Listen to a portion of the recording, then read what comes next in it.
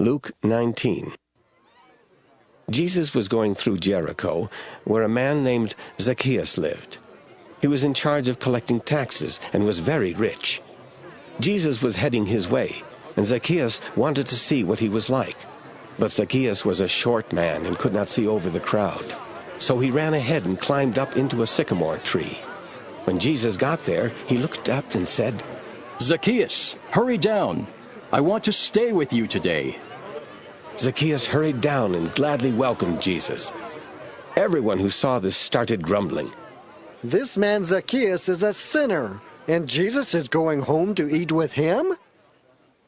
Later that day, Zacchaeus stood up and said to the Lord, "I will give half of my property to the poor, and I will now pay back 4 times as much to everyone I have ever cheated." Jesus said to Zacchaeus, "Today, you and your family have been saved because you are a true son of Abraham. The Son of Man came to look for and to save people who are lost." The people were still listening to Jesus as he was getting close to Jerusalem. Many of them thought that God's kingdom would soon appear, and Jesus told them this story. A prince once went to a foreign country to be crowned king and then to return. But before leaving, he called in 10 servants and gave each of them some money. He told them, "Use this to earn more money until I get back." But the people of his country hated him, and they sent messengers to the foreign country to say, "We don't want this man to be our king." After the prince had been made king, he returned and called in his servants. He asked them how much they had earned with the money they had been given. The first servant came and said, "Sir, with the money you gave me, I have earned 10 times as much." "That's fine, my good servant," the king said. "Since you have shown that you can be trusted with a small amount, you will be given 10 cities to rule." The second one came and said, "Sir, with the money you gave me, I have earned 5 times as much." The king said, "You will be given 5 cities." Another servant came and said, "Sir, here is your money. I kept it safe in a handkerchief. You are a hard man, and I was afraid of you. You take what is not yours, and you harvest crops you didn't plant." "You worthless servant," the king told him.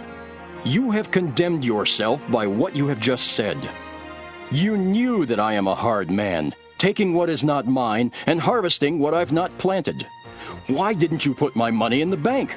On my return, I could have had the money together with interest." Then he said to some other servants standing there, "Take the money away from him and give it to the servant who earned 10 times as much."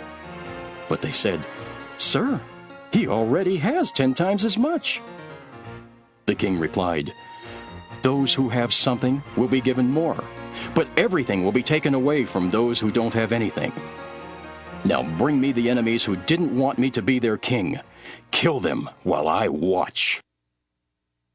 When Jesus had finished saying all this, he went on toward Jerusalem.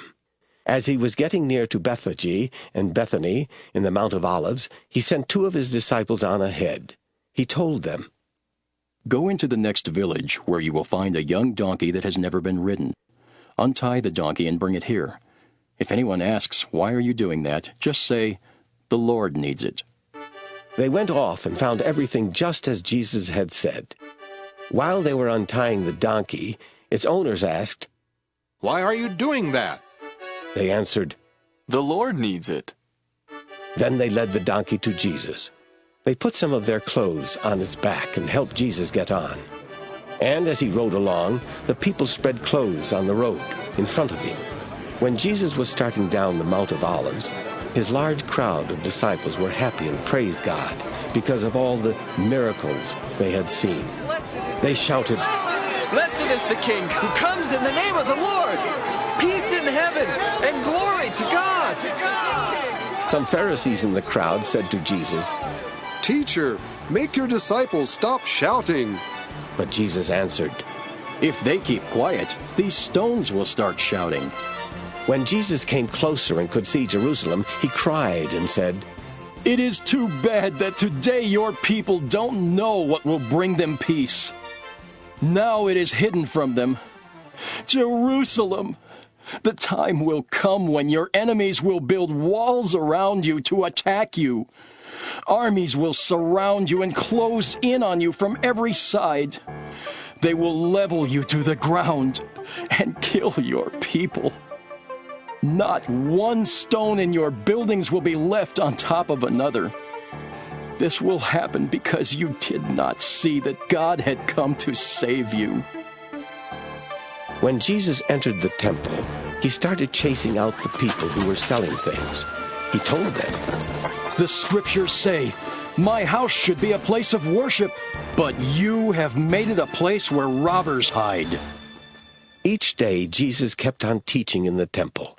So the chief priests, the teachers of the law of Moses, and some other important people tried to have him killed. But they could not find a way to do it because everyone else was eager to listen to him.